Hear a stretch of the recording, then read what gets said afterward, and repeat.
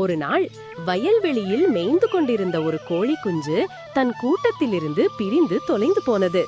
அப்போது அந்த பக்கமாக வந்த ஒரு ஓநாய் தனியாக நின்றிருந்த கோழி குஞ்சை பார்த்தது. ஓநாய் கோழி குஞ்சு அருகில் வந்து, ஆஹா, இன்று என் அதிர்ஷ்டம், நீதான் என் மதிய உணவு என்று கூறியது. பயந்து நடுங்கிய கோழி குஞ்சு ஓநாயிடம் கெஞ்சியது.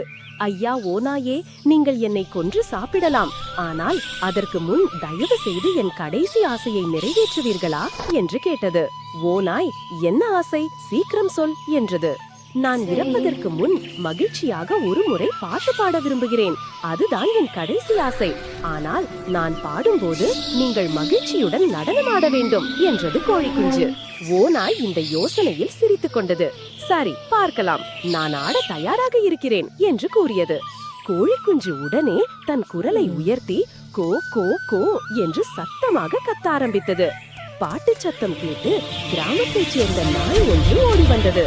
கோழியின் அலறல் சத்தம் நாயின் காதுகளில் தெளிவாக விழுந்தது. நாயை பார்த்த ஓநாய் இப்போது பெரிய ஆபத்தில் சிக்கியதை உணர்ந்தது. தன்னை சாப்பிட வந்த ஓநாய் பயத்தில் நாயிடமிருந்து தப்பித்து ஓடுவதை பார்த்த கோழி குஞ்சு வேகமாக பறந்து சென்று தன் கூட்டத்துடன் சேர்ந்து கொண்டது.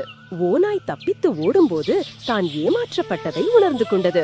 முட்டாள் ஓநாயே, உனக்கு ஒரு சின்ன கோழி குஞ்சு கொடுத்த வாய்ப்பை இழந்து விட்டாய். பசியுடன் இருக்கிறவர்களிடம் சாமர்த்தியம் காட்டக்கூடாது என்று தனக்குத்தானே சொல்லிக் கொண்டது.